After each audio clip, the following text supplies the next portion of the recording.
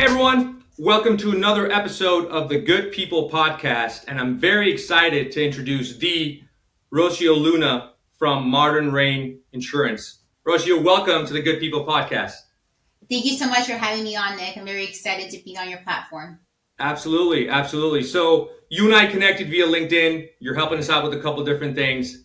And so we just get right into it. For those of you that for those of us out there that haven't had a chance to meet you or have a conversation with you or engage with your content just yet, tell the world, who is Rocio Luna and what does Rocio Luna do? Yeah, so I'm a commercial insurance broker, and I specialize in construction companies and staffing companies that have high EMRs, or also known as XMODs. And before I dive into that, what an XMOD is basically a calculation and a rating of the claims that you've had on your company, and it's all based from your workers' comp history, which includes the claims and the payroll and the type of industry you're in. Nice. And for those of us that are in the trades or in the sectors that obviously have a significant work out in the field and things like that, definitely know the importance of workers' comp. And sometimes that's a lesson learned when you realize that you may not have the right provider and things like that. So for you, being such an expert, help us understand what are three professional and three personal superpowers that you have? Okay, so first profession, I'd say what makes me special from the rest of the insurance agents, I actually have a claims background. So prior for me moving on to sales, I was a workers' comp claims manager for 6 years. So what that means that I was talking to the adjusters, the injured employee, defense attorney, the clinic, the insurance company. I was basically the person right in the middle talking to everybody.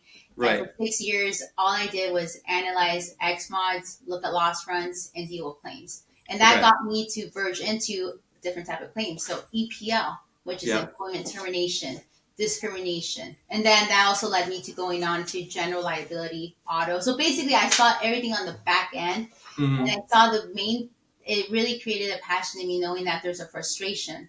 So there's a level of claims management, but as we all know, California is a very employee-friendly state. And I don't think there's enough done for employers in California. So I think if I were to make a movement where I really want to focus on is focusing on and being an advocate for employers. Because employers are the bread and butter of California. California is very industrial and very heavy in construction, and they need to step up their game and do more for employers, because they make it very easy in the sense that whether accepting a claim or denying a claim. And that's really where I've seen the frustration with all the parties of whether this claim is, inconvincible or in reality it is a true claim. And that's that's so interesting that sector, because as an employer, obviously with large number of employees, that's one of the most challenges. And we've never, we get taught about sales, taught about marketing, taught about business, but these are the things that obviously can impact our bottom line without us really knowing about it. So from your perspective in advocating for employers, what power, so for example, if and when a claim happens, one of the things for me personally even is not even knowing what are our rights as an employer, what questions to ask, things like that. Would you mind sharing some of that in terms of things that you've seen with your claims management background, obviously, and now on the producer side? There are 2-3 things common mistakes you see employers making when they're presented with a claim. Is there 1 or 2 things that stand out to you? Yeah, and I wouldn't really see it's a mistake. It's just, I think that even till now, a lot of employers have never seen their XMAR worksheet. I think I had that conversation with you when I downloaded it and you're like, okay, what is this? Yeah. And it's not, honestly, like I could ask all my clients, they still won't know. And it's something that insurance companies, and there's, if you go onto the WCRB or if you go onto the California State Board license or contractor state license board, they don't have an example of an XMA worksheet. Like, This is what happens if there's a claim. So there's actually, if you go online, there's no real, what to do when that claim accident happens. There's a lot of resources for employees if they get hurt, but not enough resources or what to do for employers. So one thing that I do see is that there is no instructional procedures for employers on what to do. So step one that I would say that employers need to do and get more involved is knowing the claim process. So you either get a claim because someone got hurt on your job, or you get a claim 3 months later after the person resigned or was terminated, and you're like, wait, when did this happen? And that thing is called cumulative trauma. So what that means is that this employee sustained a lot of injuries from head to toe while they were employed with you, either from repetition or really another common one is stress. So I've been seeing the stress factor. That stress factor has been going on since 2017, since I came in. So I came in literally graduating from college at age 22. This independent brokerage needed a bilingual person, and I needed a job at that time. So I was like, you know what, I'll take it. Let's take a swing at it. And that's how I learned. But one thing that I've seen is that many employers don't have the steps or don't know what to do, how to report a claim. And there's different ways I'm doing that, but it really comes down to having a brokerage or an insurance broker that helps you and guides you with the proper steps. Got it. Okay, no, that's very interesting. So in the XMod, obviously a company that has an XMod, so people can understand sometimes, obviously as owners, we get used to operating the business. How can a high XMod impact in terms of literally dollars and cents, going from what is considered a good XMod, what is considered an at-risk XMod? And could you give us perspective on how much higher someone could pay in premium from one year to another if their XMod goes up by quite a bit? Yes. So the XMod rating determines your premium. So we'll keep it very simple. 1.0 is actually the rating for the size of your industry. So your insurance is based on 1.0. So if you have 0 claims, you're actually at 72. If you get more claims, then it moves up to 100, and then from there is 1.25. So if you have a 1.25, that means that you're paying about 25% more in insurance. And in some examples, some people might have 102. So that means you're paying 2% above average. So the whole purpose is that you want to be at 100 or below. Of course, it's construction. You're going to have claims no matter what. And claims happen and they occur. And it's very important that you manage this, because if you just let it roll over from 125, you'll go to a 145. And I've seen XMODs as high as 1,000. And that's definitely somewhere you don't want to be, because people start feeling the pain usually around 1.30, 130%. That's when someone goes, okay, what do I do? Got it.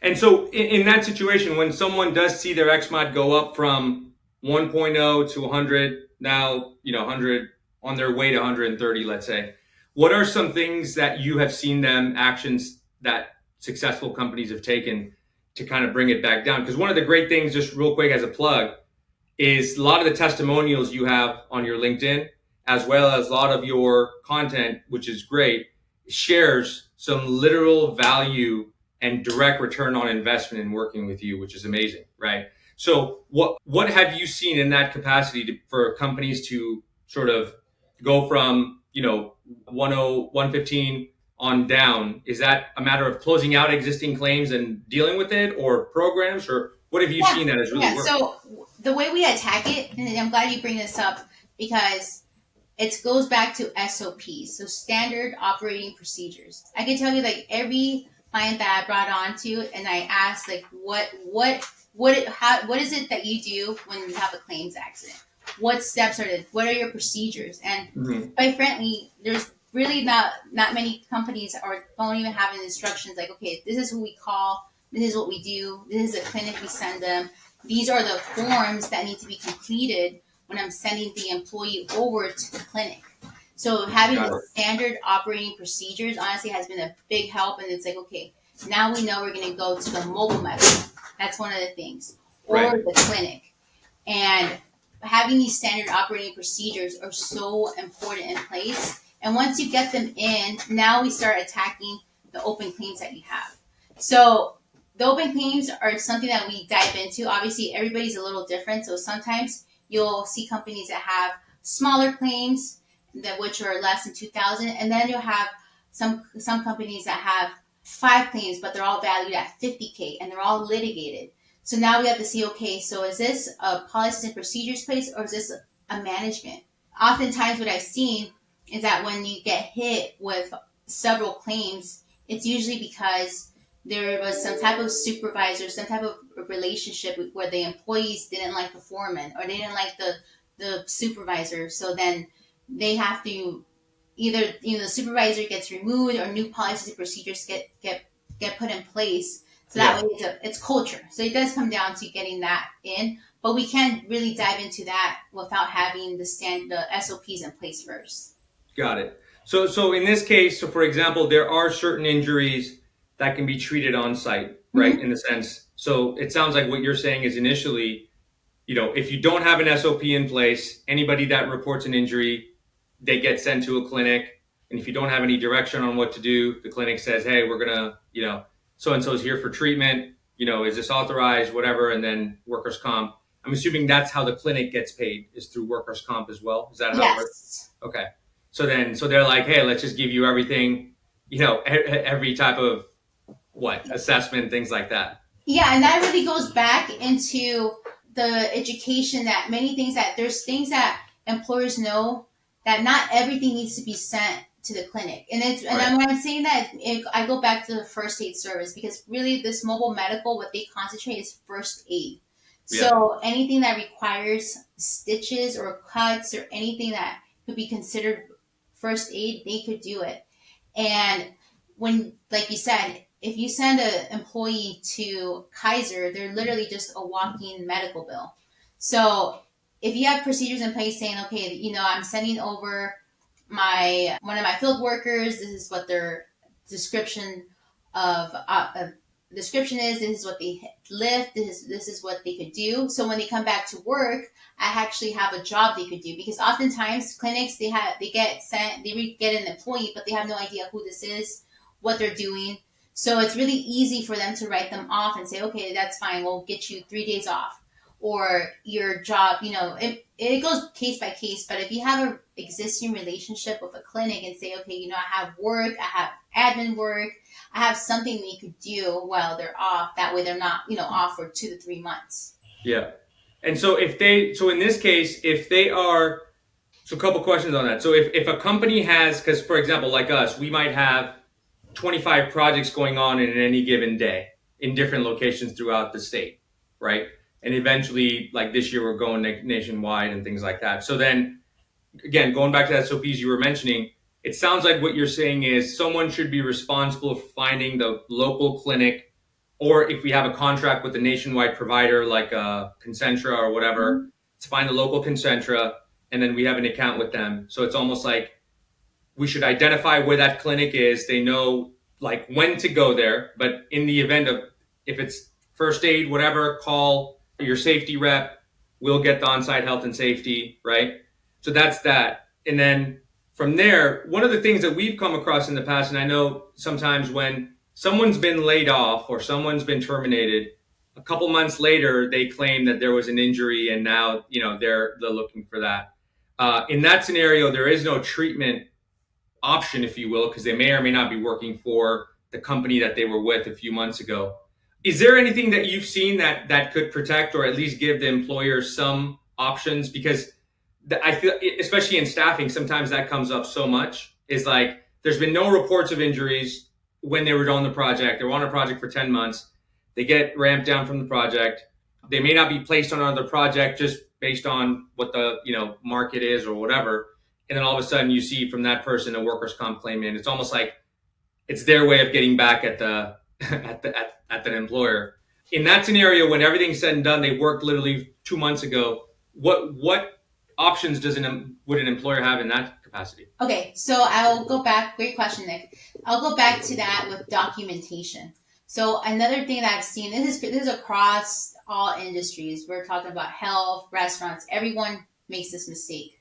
They don't document or send an email when someone's properly terminated, and things are not sent out on time. So oftentimes, I'm not going to say, there are times where people receive a claim and they're surprised, like, oh wow, this person was actually a good worker or something. yeah, you get those random cases, but a lot of times you'll get that claim from someone who was usually labeled as a bad apple. So that bad apple had come in late, wasn't performing well, and human resources didn't write them up properly and didn't have the right documentation. And sometimes I also do see that better term, I guess, lack, where human resources wanted to be, or that person who was in charge of that wanted to be, didn't want to write them up, or say, you know Right. what, I'm gonna let it slide, let it slide, and all of a sudden the other person, the receiving end, is upset, saying like, why am I getting called out? Like, this is the first time. Like, no, you've been doing this before. But like, Yeah. just like anyone, if you don't mention it to them, actually show them, in their head, they're still thinking like, well, everything's fine, when in reality it's not. Yeah. So with cases like that, it really comes into documentation, and as well as writing up a summary to the insurance company, because the insurance company does not know what's going on. They just see an attorney letter. They want to get seen by a doctor, so we have to write up a narrative saying, you know what, no, this isn't the case. So and so was terminated on this day, and they never had a claim. Here are their safety and procedures. We actually had safety meetings, and just really set up the narrative for the insurance company to let them know that we're taking the proper steps. Got it. And is it something where, because one of the things that I was realizing in certain situations was kind of what are the steps we take after, like you said, if a project ramps down and the client says, hey, we're good, thanks for, and we do a lot of obviously longer term projects where it's 6 to 9 months. And then sometimes there's a perfect balance. One project ramps down, we have them somewhere to go next project within a couple days. Great. In this sort of environment, like if a claim comes in, a couple months later from someone that got ramped down for no fault of their own, if we show that they signed something saying, hey, no injuries, like I confirm that I'm like you're saying, documentation of just some acknowledgement saying, hey, final pay, I got paid out my final pay, I'm good. No, I have nothing to report in terms of safety or blah blah blah. Like, could that you be used in some court, or to show that, hey, when this person was done, they said there wasn't anything wrong. I wish it would. I Right. wish Okay. that would be the circumstances, but it does not. It only provides, I guess, a sense, like a safety sense. But when it comes to California law, Yeah. and those type of claims, cumulative trauma, all you have to prove is 1% was attributed to your claim. So if you were working for the employer for 3 months or more, it's automatically accepted. Now, the Got it. value that you're asking for probably would not be, let's say if I quit on you and I come back and sue you and I want 50K, and there's nothing, I worked for you 2 years, but there's no injuries. I was terminated for being a bad apple. I'm not going to get the 50K. I might get 1,000, 2,000.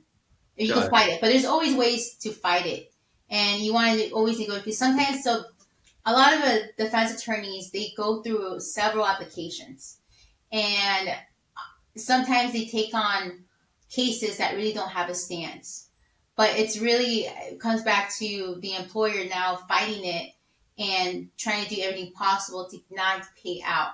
But if you do get that cumulative trauma and there's stress in there, and a complete honesty, anytime you have stress or anything related to mental, it is harder to fight, just because California has a more sick and will lean towards the employee in that way. The judge is Right. always going to rule over that. And typically, when fighting a claim, is it something they're doing with, what role does a insurance brokerage play in helping fighting a claim? Oh, we take 100% of it. Okay. So, and then the beauty of having it being an insurance broker is that you're in between. So you're really the advocate for the employer and assuring that these claims get worked on. So there's so many claims that hit an adjuster's desk, because I can let you know that when I was an independent Yeah. workers comp manager, I had over 200 cases just on my desk from Wow.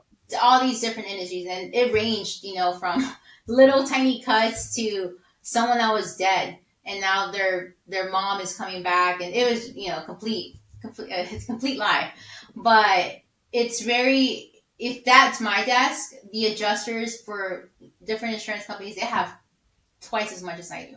So Wow, it's really got just it. having that radar and keeping up with them and talking to them, because I guess that's another place where I stand out, because I know the process of it. I know the time frame. I know that it takes 90 days to fully investigate and get your narrative out and get the paperwork. And then, if you get a doctor, I know the time frame. So I know when someone's BSing me and then someone is actually working on it. Right. Gotcha. Okay. So then now that that's sort of those are the rights, and then insurance brokerage kind of that's rule, because that's been actually a different experience than I'm sure a lot of businesses have, where they feel like the only time they hear from their broker is when it's renewal time. It's like, hey, we're good, like, you know what I mean. Yeah. um and that's extra value added, especially for contractors and field employees. That's such a big added benefit. One thing I wanted to touch on was SOPs, safety. So high level, safety program, IIPP, right? Doing a retrospective sort of look back. Then the other thing is, what else would you add to that? Once we have the IIPP program in place for a contractor, let's say a growing company, they're growing from 15 to 30 employees in a year. Now they've got multiple job sites. They have an off-the-shelf safety program in place, right? Now they're thinking about this, and they're thinking about, okay, what are the other programs we need to develop, which it sounds like SOP for what type of injuries and how it gets handled. And then on the site, another thing would be, you mentioned this earlier briefly, it's like safety meetings to talk about kind of best practices. Anyone have anything to report? Is that kind of, are those the types of meetings that companies should be having on a regular basis? Yeah, I definitely say minimum at least have it on a weekly basis, and it reminds people to stay to keep up. But since going back to your question, if someone that's growing, let's say they already have their procedures in place, their safety, they have someone that manages them, either a risk manager or the human resources. Oftentimes, the human resources will do both. Yeah. But I like to keep safety and insurance different than human resources, because human resources is a whole different world. Right. There's meal breaks, there's payroll, there's a whole different section. So as a growing company, if possible, I know it's not always possible, have the two departments separate, or at least have SOPs in place where this is what you do here and this is what you do over here. Right. Got it. Okay. So then weekly safety meetings, and obviously, because I know a lot of contractors we speak with, and one side of our business is the safety staffing, where we provide the safety personnel, and a lot of times they're either that's a project based demand, or their organization, they don't have a safety person. They're growing, and their HR person is basically officially at capacity, and they'll Mhm. bring in like a safety person to oversee the program. They'll look at the kind of off the shelf program. They'll want to develop the program or add to it based on the risk factors, based on the meetings, and then kind of the training aspect, right? Is there certain types of training that you recommend, sort of both, let's say, field employees or superintendents or foremen get, that shows that it is a safety forward culture, and Yeah, the I company would is say investing in them? definitely go with the 10-hour OSHA Okay. training. So that's like the bare. I'm certified under OSHA for Yeah. 10 hours, and that's a very easy task you could do, and it really just helps out in doing what's OSHA abided in the compliance sector. Okay. So once you have that in place, I would say definitely do that. And if the foreman, everybody, it's a requirement to do the 40 hours, but absolutely knowing what it is. And it's like, you would think about safety, it's like, oh my God, nobody likes doing it. Even like people drag their feet because it's so, it's so dry, and it could be really boring. But labeling and documenting goes a long way, because that one day that when the accident happens, at least you have a recording or documentation like, oh, so and so did train. We did training here. We said wear your hard hats. We said put this on. We said drink your water when it's hot. Because I have to tell you, I've had several during the hot season at clients. Yeah. I had someone pass out, or someone's feeling nauseous. Yeah. No, and in those scenarios, I mean, usually if they're at a client site, the client will automatically refer them to the clinic, or sometimes even worse, the client might, or there might be an OSHA inspection or whatever, right? Have you ever dealt with that in terms of your clients dealing with OSHA inspections and fines and things like that? Okay, so when it comes to OSHA, at least from my experience, is that OSHA will only come onto you when there's something wrong. So let's say you had an injury, someone fell, and you didn't report it on time, or vice versa, your X mod is at 1 point above 1.25. Usually those come and knock at your door when it's like 150. And then third is if you get calls. So if someone's reporting you, someone comes in. And that's when OSHA comes in, and either you have to I always tell everybody, like, just greet them in, comply with them. And they're usually very flexible with you. So if you say, you know what, like today's a bad day, please come again, they'll help you out. And they will even schedule and do a mock walkthrough with you. But if you are defensive and don't play nice with these people, then they will be on your butt. And next time you see them, it's going to be with a fine. Yeah. It's one of my first internships in college was with the Region 9 OSHA in West Covina. And I got a chance to ride along. It was like the police ride along, but with OSHA inspectors. And boy, some of the stuff they would go into, and this was obviously the enforcement division. So they probably, they're over being nice and giving you a lot of opportunities. They walk into a place, hey, can we see your IPP? Can we see your injury log? Can we see your training records? And it's like the less they Why they find. ask that first question? What's that? No, do you know why they ask that first question? Let me see your IIPP. It is because nobody keeps up to date with it.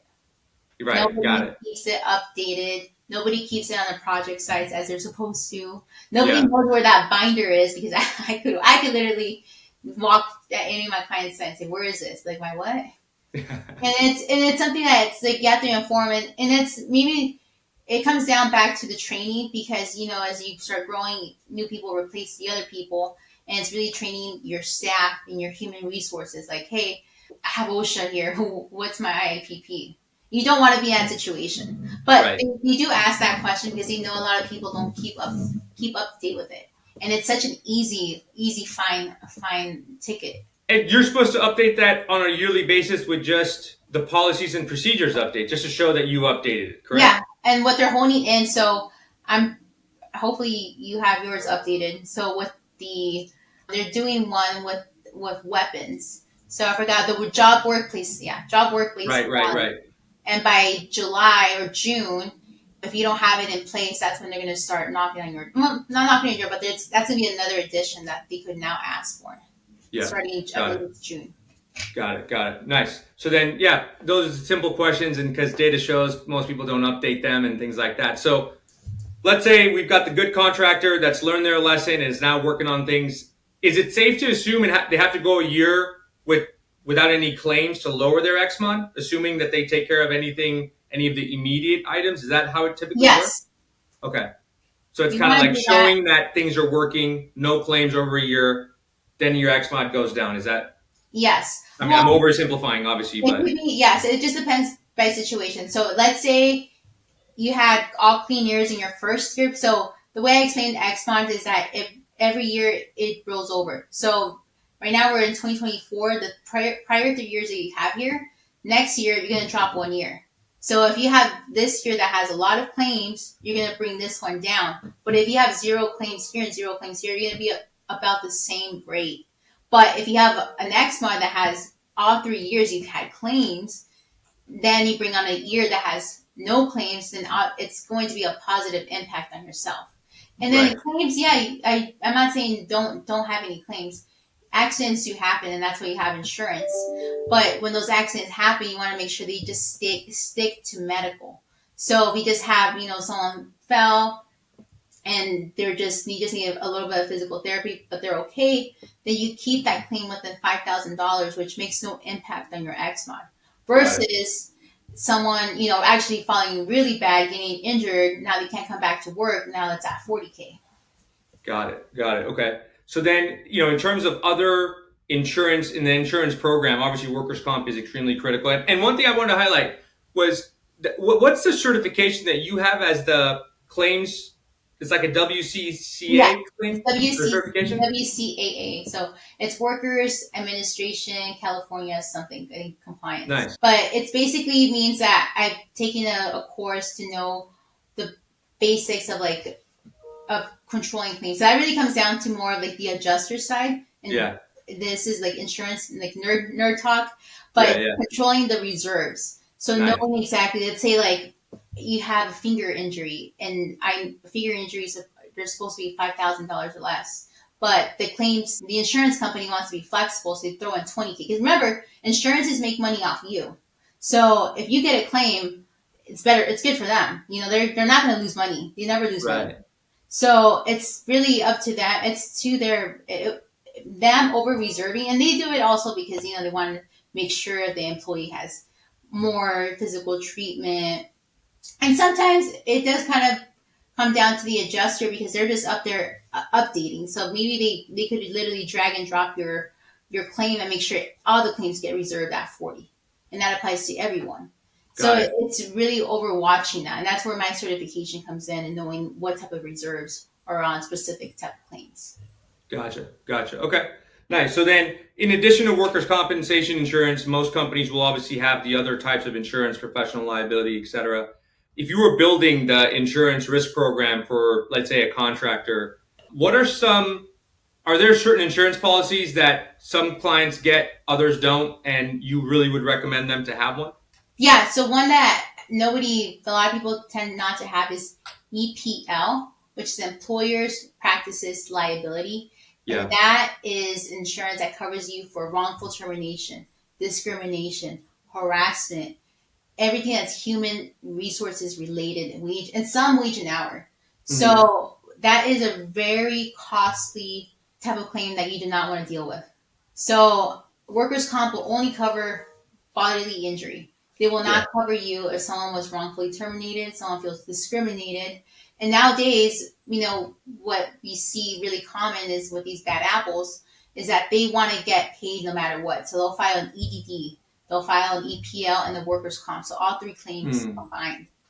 And if you don't have insurance for those type of cases, then you're kind of stuck at 30 days trying to choose what defense attorney to help you protect yourself, and that can be really costly, just depending on the type of claim.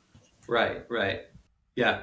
And then basically EPL. Okay. And EPL, and then would that, I mean, assuming most people obviously get the professional liability, general liability, stuff like that. So what are your thoughts on cybersecurity insurance? Cybersecurity, I do think we should have it, but I also see the pushback on it because I mean, look at how many insurances we're talking about.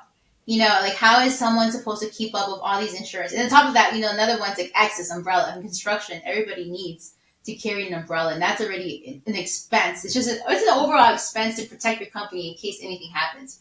No, for sure. How many people use the access? Zero. I mean, really rarely, like a really Right. catastrophic claim. But from all of my clients, nobody has ever touched their access. And I hope we're not supposed to touch our access.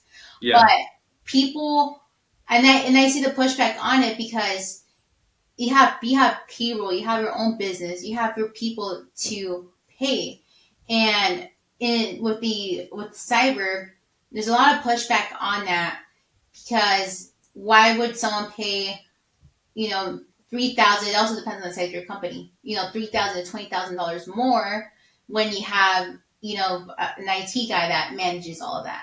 And yes, Right. I've seen some really good IT programs. So I do, but it also comes down to training your staff. Right. Don't be clicking on things that look like spam. Don't even though people do it, they will use your internet during lunch. No, for sure. No, that's so, and that's interesting because for me, as a growing business, we've doubled in the last few years, and those are the choices that we've always had to make. And a lot of times, understanding it's the risk appetite of the business owner or whoever's managing that. And some of the things that I've used to kind of make some of those decisions is just kind of like in the end of the year, and we've been in a couple situations where we're glad we paid a little bit extra for whatever coverage, this and that, because some of those companies also provide a better level of service than the ones that are just kind of bargain basement, run of the mill. And so looking back on it, you end up sleeping better at night because you're Oh like, yeah, awesome, like we have good coverage, right? And and thankfully, a lot of people don't go through that, but I feel like those that have always will err on the side of caution for the most part to say, you know what, it's an extra this. we're expecting a good year, like let's invest in that. And sometimes obviously, financing the premiums or whatever it is makes it easier, but at least you're covered. And then it's also an investment for the future because you're planning on being around for a while.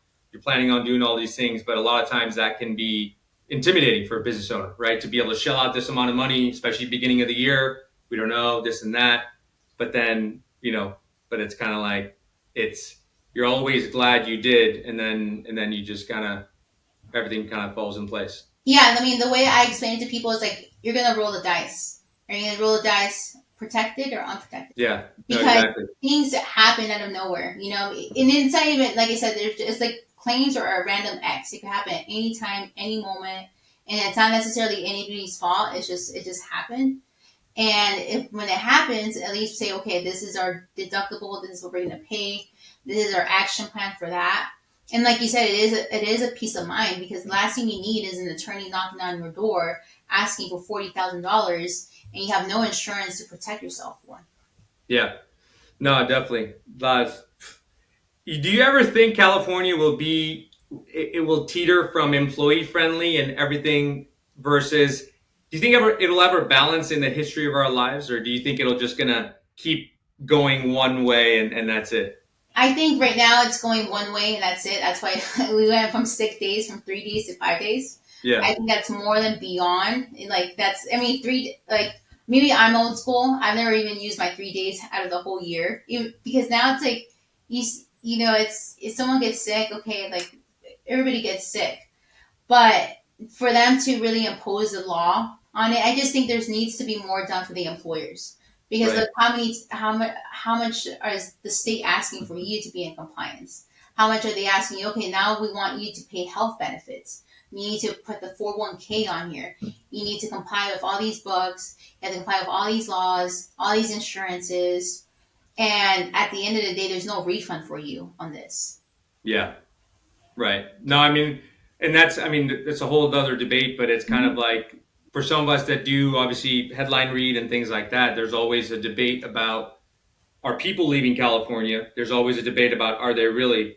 But I think there's definitely been no debate that employers are definitely leaving California or have Mm-hmm. left California, or even employers that business owners that want to start on their own. That one of the most intimidating things is the risk because, man, if something happens when you're starting out, a contractor may not have the ability to invest in the best insurance right out of the gate and things like that.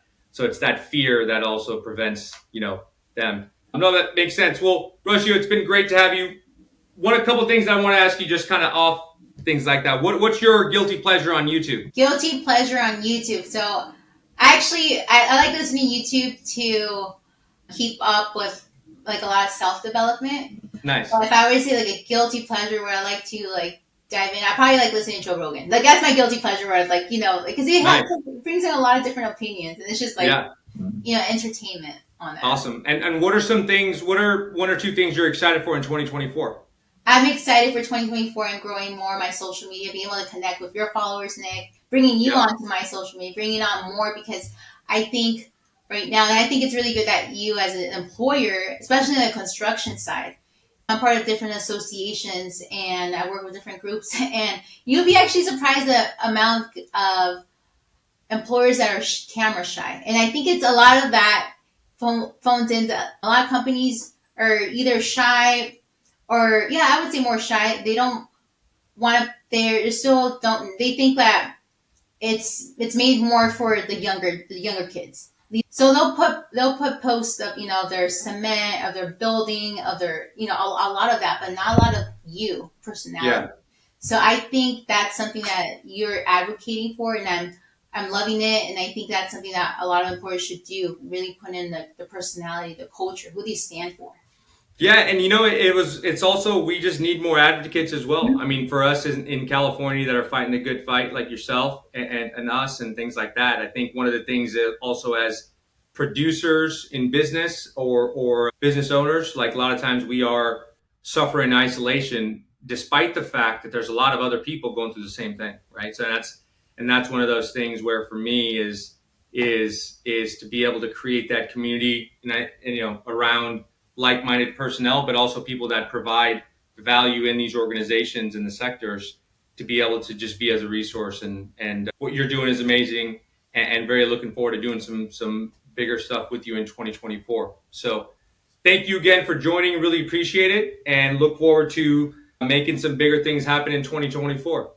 Thank you, Nick. And as a gratitude, I would like to give my free ebook to all the audience, your audience, and anyone that follows us Perfect. on YouTube. I have an ebook called Three Harsh Realities Why Your Workers' Comp Goes Up. And that Nice. really just dives in, gives you a little perspective of reasons why your premium is, and I also provide you with solutions. So Okay. it really goes, it's really brief, it's 4 pages long. Hopefully, And what we'll do is we will post a link to that right at the bottom of the video in the description. So feel free to click on that. And for those people that want to just get a hold of you directly to talk some shop and things like that, what's the best way to get a hold of you? The best way to get a hold of me is either through my LinkedIn, which is Rocio Luna, or my Instagram, which is Rocio _INS _services. And Rocio spelled out ROCIO. Perfect. And we'll link that to on the bottom as well. Well, Rocio, thanks again. Really appreciate it. You're doing some great work and helping a lot of companies out, and looking forward to that expanding in 2024. All right. Thanks for Thank you so joining. much, Nick. See ya.